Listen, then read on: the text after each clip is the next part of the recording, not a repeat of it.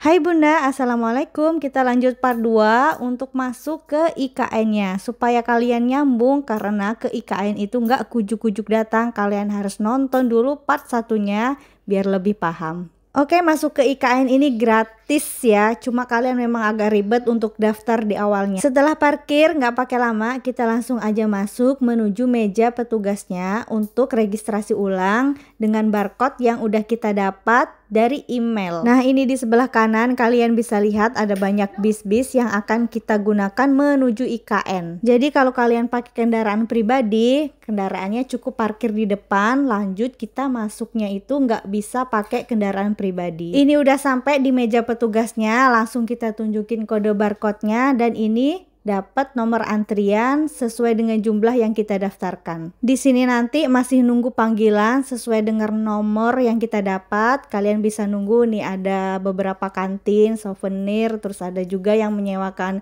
payung karena di dalam itu super panas pol. Kalau nggak ada yang bawa topi bisa beli topi di sini juga. Pastikan sebelum masuk itu kalian bawa minuman, kalau bisa yang dingin. Terus kalau bawa cemilan boleh, asal jangan makanan berat. Karena tidak boleh membawa kendaraan pribadi langsung, jadi pihak petugasnya itu sudah memfasilitasi kendaraan yang kita naiki sampai masuk ke dalamnya. Kebetulan kita dapat yang seperti mobil pribadi jadinya, karena dalam mobil ini isinya cuma kami doang isinya. Tadi untuk di bis-bisnya juga udah penuh dan kita dapat yang kayak gini. Kalian bisa lihat dalamnya tuh, bener-bener cuma satu keluarga aku doang isinya. Udah kayak pejabat gak sih?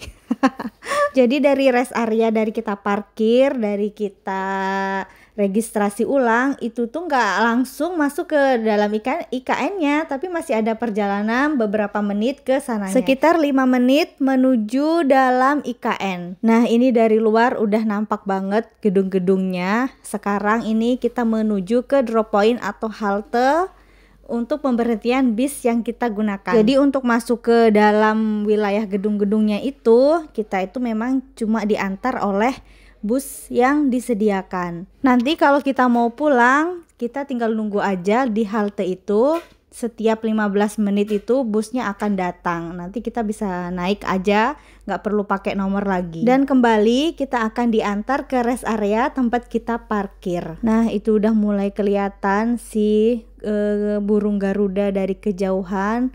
Gede banget memang ya. Dan semakin mau berhenti di haltenya, si burung Garudanya semakin nampak, kelihatan jelas banget. Dan ini udah sampai di haltenya, langsung aja kita turun. Dan aku sarankan kalau kesini itu kalian bener-bener dalam keadaan sehat, bugar walafiat, dan sepertinya lebih enak datangnya itu memang pagi-pagi kayak gini. Jadi walaupun kita jalan panas kayak gini, itu tuh panasnya masih panas pagi, bukan panas yang terik yang jam 1 siang gitu. Apalagi yang bawa anak-anak atau orang tua, bahkan ada tadi itu yang bawa lansia yang pakai kursi roda. Aku saranin sih kayaknya lebih baik pagi-pagi kayak gini aja, karena kalau siang banget jam 12, jam 1 itu kasihan juga orang tua kita. Dan di sana itu kita bener-bener cuma jalan kaki aja, dari ujung ke ujung ngeliatin yang ada di dalam sana.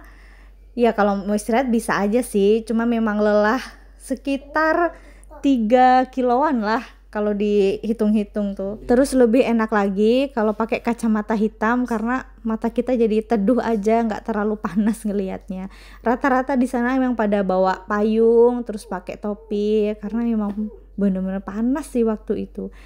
Tuh makin kelihatan jelas si burung Garuda yang viral itu, yang kata orang-orang nggak bentuk kayak burung Garuda lah, yang katanya desainnya inilah. Tapi menurut aku sih mirip kok sama burung Garuda, megah banget dan ya gede gitu. Dan ini mamaku udah kelihatan seneng banget bisa ngelihat IKN secara langsung.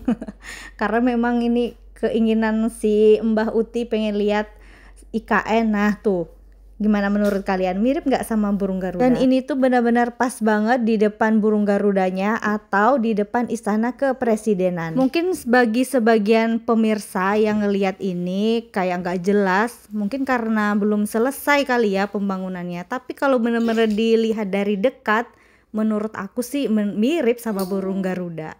Nah ini gedung yang pas di depan Garuda tadi. Tuh.